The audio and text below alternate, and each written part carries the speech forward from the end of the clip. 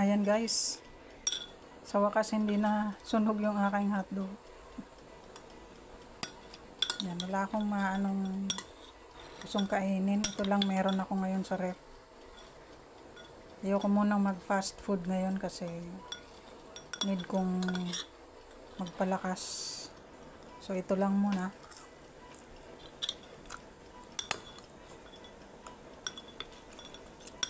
Ayan. Itong fries na niluluto ko, hindi ko siya dinip fried. Pero sabi nila, pre-cook na daw ito. So, kaya pala, nakikita ko siya na may mantika na siya. Bago kasi siya i-frozen, na pre-cook na pala to ng ng mga seller. Na pre-cook na to, so prinito na siya previously. Half cook, parang half cook or parang ma-maintain nila yung yung crispiness.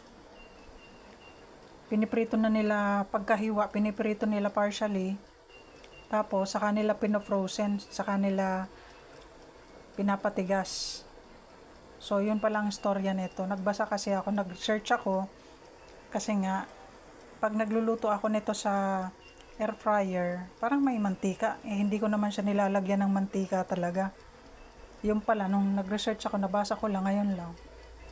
Pre-cook na pala to. So, ibig sabihin, pinirito na to. So, unless ikaw talaga ang di ka pa rin sure, di ka pa rin sure talaga na walang mantika.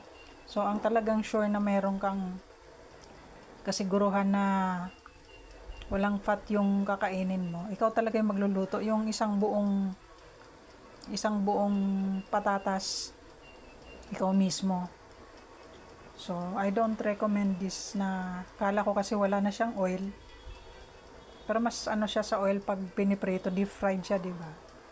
Pero ito naman, at least ako, hindi naman ako ng pandalas kumain. Pero, hindi pa rin sure. So, I don't recommend this. Kung gusto nyo, magprito na lang kayo ng sarili nyong fries. Kasi, may oil pa rin pala to.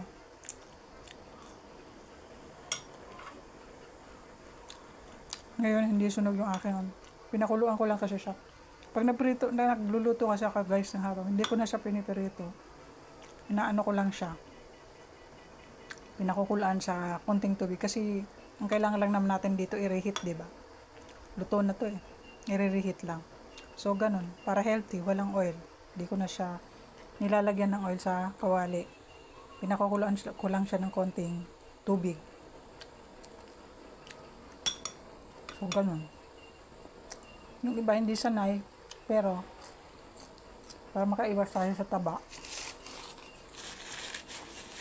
sa grease, o sa mantika, laliin natin huwag na magprito.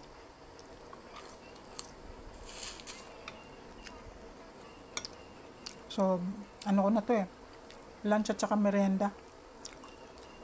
Kain tayo guys.